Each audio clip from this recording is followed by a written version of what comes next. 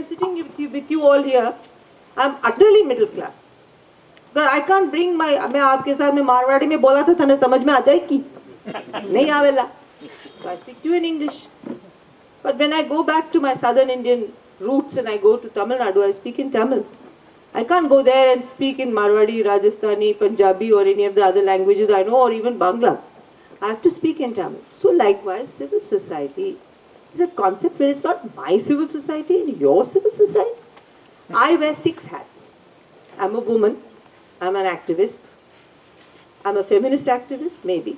I'm a civil rights activist. I'm a wife. I'm a fun-loving friend. I listen to classical music. I love Rajasthani folk music. I love Sufi music. I also go and participate in rallies, dharnas, and I shout slogans. Which of this is me? It's all of me. All of that is me. So likewise in civil society, to manifest one aspect of it, when I go, for instance, listen to a concert of, say, Amjad Ali Khan or T.M. Krishna, I belong to a totally different group of civil society which loves classical music, which is dwindling. There I am in a minority. But when I go and stand with masses of people and shout slogans like, hum jeetenge, hum ladenge, hum ye karenge, wo karenge, then I am in the middle of masses of people and they are also mine. So civil society by definition is not one, is all I've said. It's not my civil society versus your civil society. NAC is not civil society. NAC is a government advisory council. When you sit there, when I sit there, I'm a social activist on loan to a government advisory council for a day in the month. 29 days in the month I'm outside. And then one day I spend 5 hours. Maybe I spend 2 days thinking of the issues if I'm peripherally interested. If I'm really interested, it's my issue from the campaign which goes there. Then the campaign decides what we should say. The Right to Food campaign decided what we would say about the National Food Security Bill. I couldn't decide. I had to go there and I was a victim of the kinds of processes within the NAC. But I represent my campaign. I don't represent NAC. Time and again when I've spoken as NCPRI, the media has continued to say I'm NAC. It's its wish. NAC has stopped thinking about the Lokpal bill from April onwards. It has dropped the issue. From its agenda, nobody is concerned about the Lokpal bill. But every time I open my mouth, you yourself will say, NAC कह रहा है. NAC तो कुछ नहीं कह रहा है. NCPRI कह रहा है. And my initial identity is with the NCPRI because after all it's the NCPRI which taught me the ropes of RTI and it is because I am in the NCPRI that I am in the NAC. You understand now? So there is no my civil society versus your civil society. It's just that we are very different and we choose different aspects of life, different points of time to identify with, and there are some with whom I will not identify. That is also true for you or for me. So to imagine that 90% is one group is erroneous. That's all I said and it's factually correct.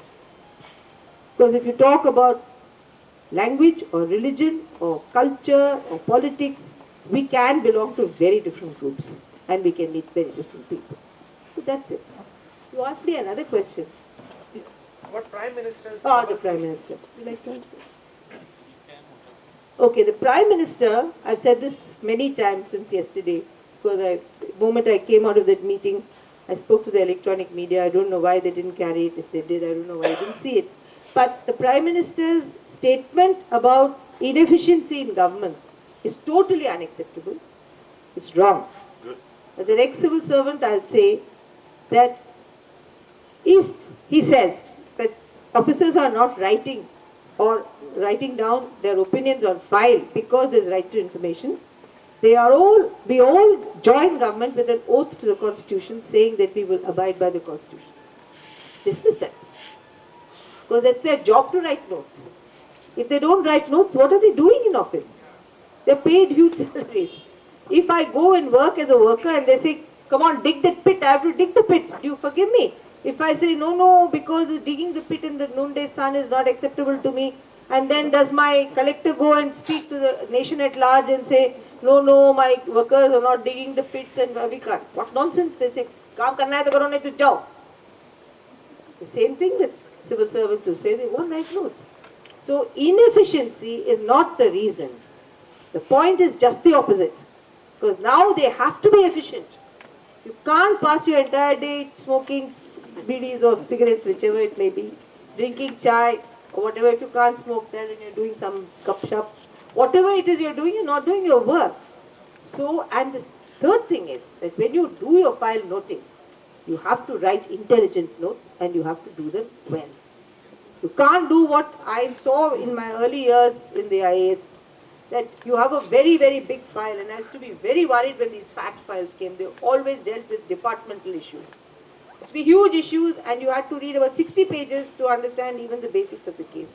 And you have this poor section officer who sits and makes this huge note, and then he writes under secretary, deputy secretary, joint secretary, additional secretary, secretary.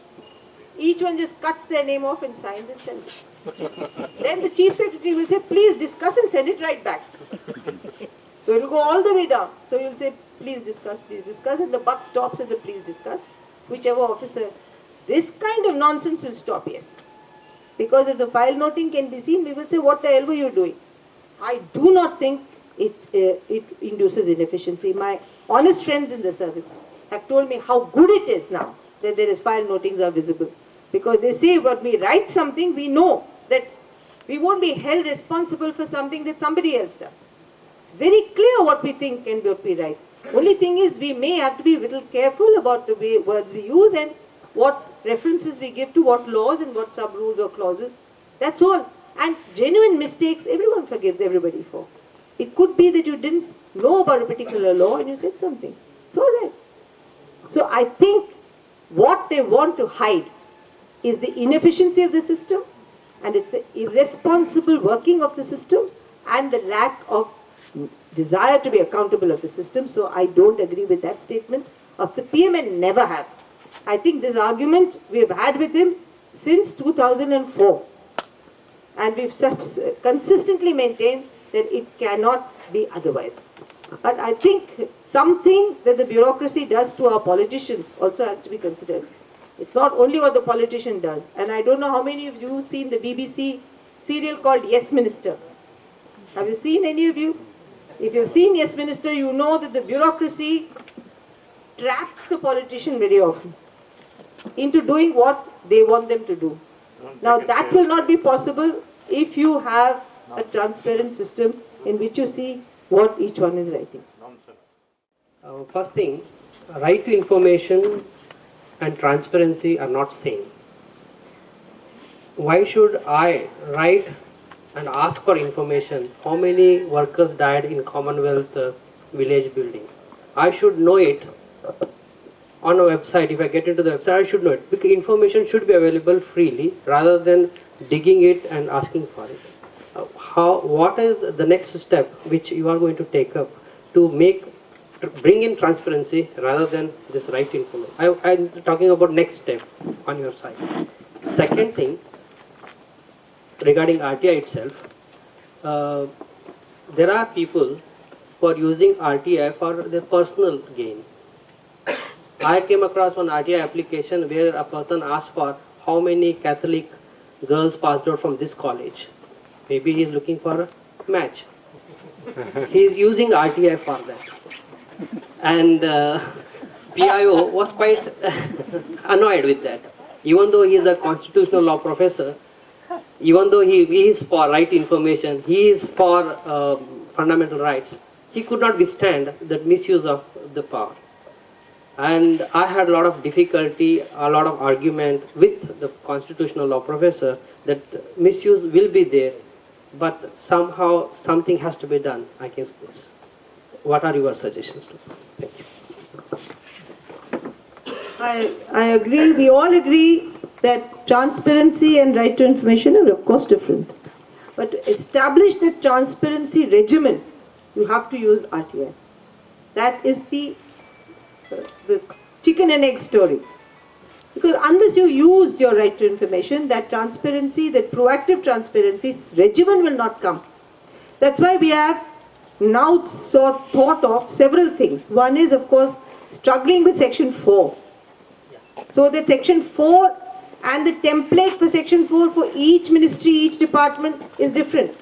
So that's where I said you have to engage with government, because they will just slap some information which is irrelevant. So we'll have to work on these templates to make sure that it's a relevant template, that it addresses my issue, Sushila's issue, or Chunni Singh's issue, or Narayan's issue, or whoever issues may be. The second thing is we're thinking, and we have actually started moving for the last year, in looking at a transparent pre-legislative process. Which means what? That you don't have to have a campaign to look at the bills that go into Parliament. That every bill that goes into Parliament, from policy to the time it becomes a draft bill, will be put in the public domain, and it will be mandatory for every bill to go through this process. There is a lot of resistance from the system, but we've been fighting it. Now we feel that in which case, it's not whether I see it or you see it or the NAC sees it or somebody else sees it, everyone will see it. In fact, the NAC, within the NAC and of the NAC, we have always felt that it should be located in a structural position, because it does only pre-legislative work. But where is the structural position for it? So it should be located in a transparent pre-legislative process. Thereby, you don't have to ask, there's no right to information after that. Because every bill that comes or goes into Parliament will be up for you to see. Whether it concerns criminal violence or poor people's rights, or whether it is amendments to laws or whatever it is, it will come up, and the first thing after saying that this is the policy, this is the intent, this is the approach, this is the principles, and then what is the draft. At every stage, people from all over the country can interact. We are saying it should be in regional languages, there should be translations available at least in all the 20, how many odd languages, official languages do we have? 22 official languages, it should be available in translation, should be on websites, so that everybody, because I find that very literate people say, even in states like Kerala, would rather read Malayalam than read English. In Tamil Nadu, they'd rather read Tamil than English. Bengal, they'll read Bengali. So why not? So Konkani over here, Marathi, Konkani, why not? So it should be in the language of the people, so that they can look at it. And it should also be not like a Hindi translation of the Right to Information law. I don't know if you read the Hindi translation. The English law is simple, clearly drafted. To read the Hindi law, you need a transliteration into Hindi. It's so tough. And in Rajasthan, if anything is tough, they say, wo Angrezi hai. So they read the Hindi one and they say, ye to Angrezi hai. Ye to Hindi hai hi nahi. Because the ordinary person can't understand what's written, though it's actually in Devanagari. So laws will have to also be translated properly. You know, we fight every battle. As we fight, we understand, we solve one thing, we have another issue to fight. But this transparency regimen, I feel that we have not fought enough, including the NCPRI, which has been fighting but not enough for implementation of Section 4 of the RTI. It is still way behind schedule. It should have been done by the 13th of October 2005. It hasn't been done yet. So I think we should all fight to get suo motu transparency done. Then much of the work that you say may become easy, and we'll have to still think of innovations and so on. I just want to say that it's not our next program, it's our next program. So this is the, he had said, what is your next program? So it's not ours. That the whole purpose of going about everywhere is it's all our joint exercise, and we refuse to take responsibility for it. But so yeah, sole responsibility. We certainly saath to chalenge. But on your second question about misuse, RTI has certainly been misused, no doubt about it. Not as much as people make out, people meaning its critics make out to be. That is highly exaggerated to my mind. But, and which law has not been misused and won't be misused, as you argued yourself, but the solutions there are actually Section 4 again. Because if you put into the public domain all those who have asked for information, all the information they've asked for, all the information that they have received, not only will blackmailers not be able to blackmail as much because they depend on exclusive information, but even the person who was looking for a wife by asking for how many Catholic people will be shamed a little bit, if nothing else. The rest of us will go around asking him, even if the system is forced to respond, because officially it's okay, it's a piece of information you may have to get. But maybe the rest of us can say, Kya, what is it you're asking? Why are you asking? And I think as a community of RTI activists, we also have to get after these blackmailers. Because it's our responsibility to keep this law in healthy shape and make sure that those who are doing wrong, it's not only government and those people in those offices, the rest of us also have to make sure that these characters are put in their place. Now in the UK you have what is called as a Data Protection Act, right to privacy laws. Of course here in the RTI Act you have some inherent built-in sections which don't permit all types of disclosure. But why not come out with a Data Protection Act on the same lines as it is prevailing elsewhere in the world? What is your opinion on this? I think the Indian cultural scenario is very different. I'll give you an example. NREGA, which actually in Goa is not used as extensively and is a very, very weakly used law because Goa is not actually an NREGA type state.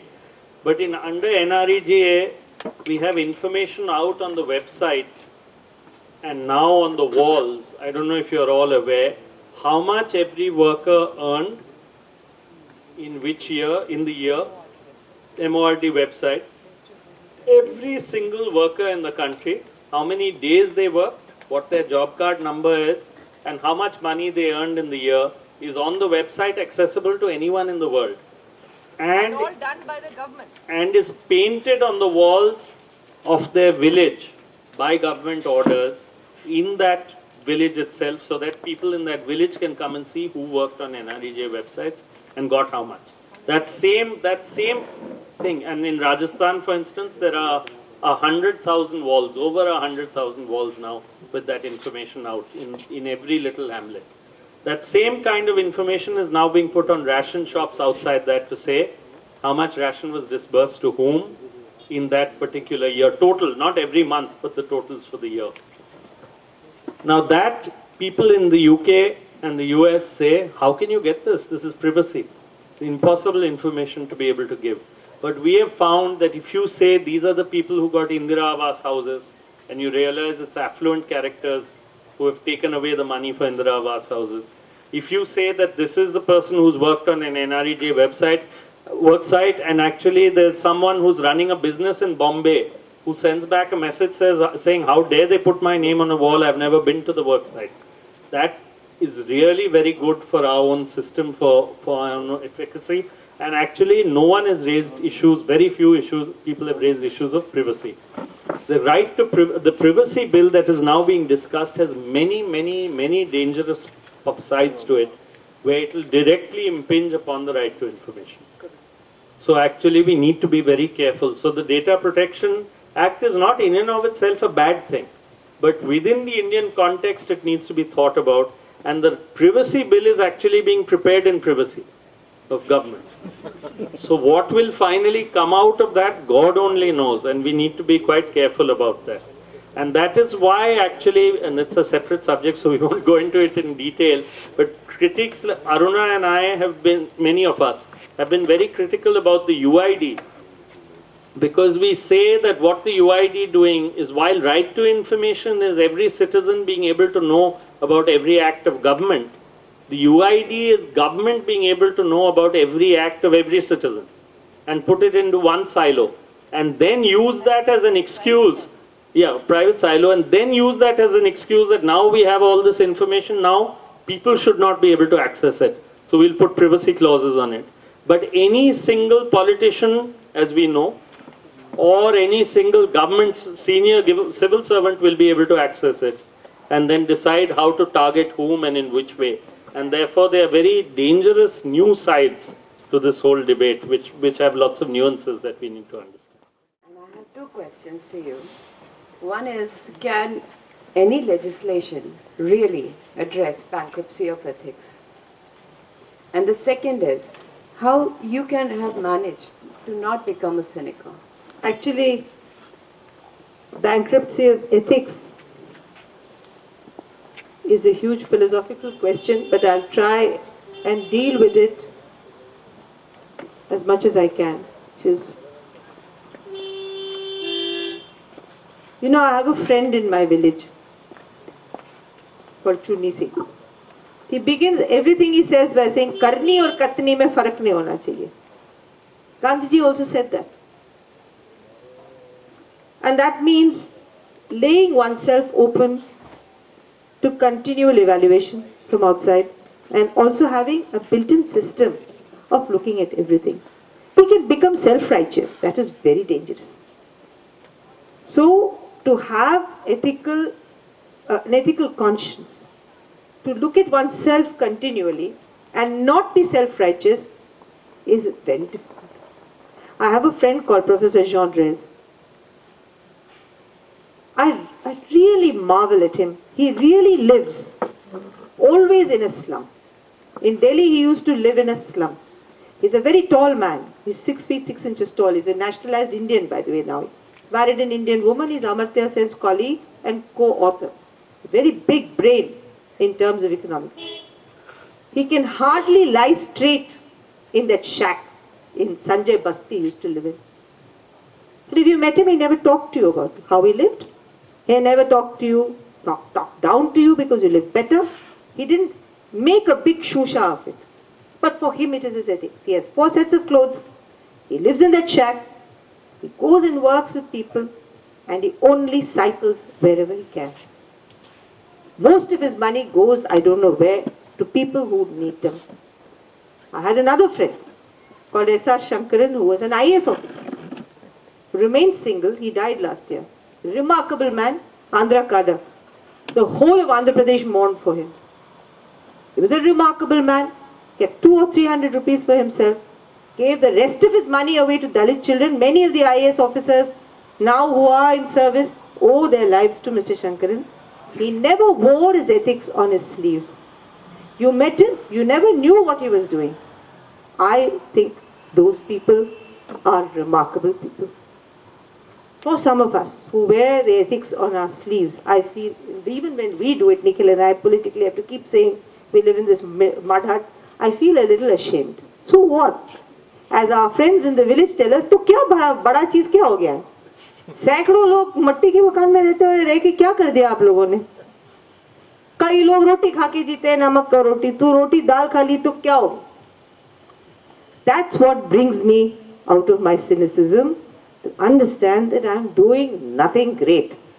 This is the least I can do as a social activist, is to continually test myself, because otherwise, what is the use of my being in public action if I can't? And I make slips. I will also indulge myself.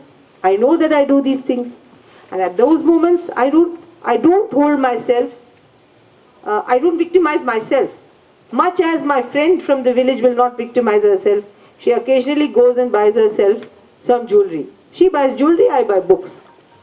Our indulgence is indulgence, whether you buy books or whether you buy jewelry. But the point is that we are all human beings. So we must also be compassionate with ourselves. So ethics can be from this kind of level to whether you pay bribes or whether you accept special favors or whether you fight for your rights or don't fight for your economic rights. It goes into layers and layers, but I think it also begins with one's personal life. But public ethics is, there is no compromise on public ethics. That everything must be according to the law. And I'm afraid, maybe Nikhil and Shankar think I'm too much of a stickler, but I really